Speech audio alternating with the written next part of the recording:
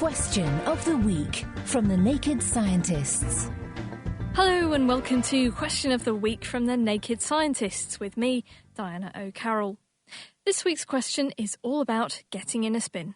Hello, my name's Charlie and I'm from Milton Keynes, and I have this question about a spider.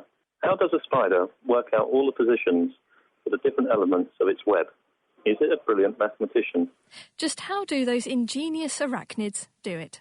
Hi, I'm Todd Blackledge. I'm an associate professor of biology at the University of Akron. Surprisingly, despite how elegantly symmetric orb webs are, they don't have a map of the shape of the web. Instead, they have genes that control how they move individual legs as they're manipulating silk threads and how to interconnect silk threads.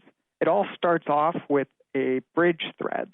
So a spider can suspend its web in midair by releasing a very lightweight silk thread until it snags on something, such as a tree on the other side of the trail you're walking on. That bridge thread then forms the core of the web. The spider is able to move out and begin to build an outer framework for the web at the same time as it establishes what are called the radial threads. Those you can think of as the spokes on a wagon wheel. And then once this framework is done, the spider then produces a temporary spiral. So it starts at the center of its web, and this temporary spiral acts as a physical guide for the spider to then spin the final gluey capture spiral.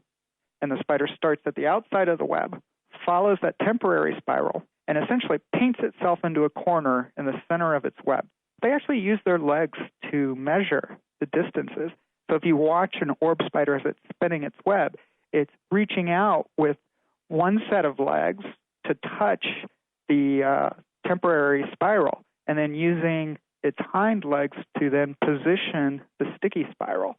So the spacing between rows of silk is going to change as a spider matures and the length of its legs grows longer and longer.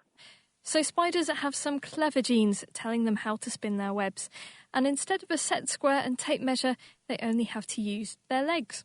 Well, I guess that's what measuring a foot is all about. And from floaty webs to floaters now, for next week's question. Hello, this is Paul from New Zealand.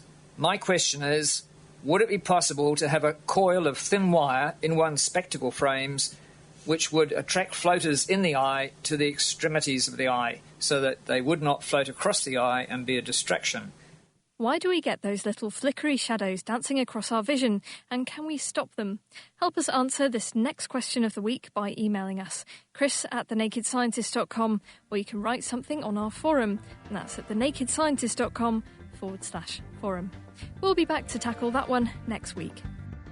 Question of the Week is part of the Naked Scientists podcast and supported by the EPSRC, the Wellcome Trust and UK Fast. Look us up online at nakedscientists.com.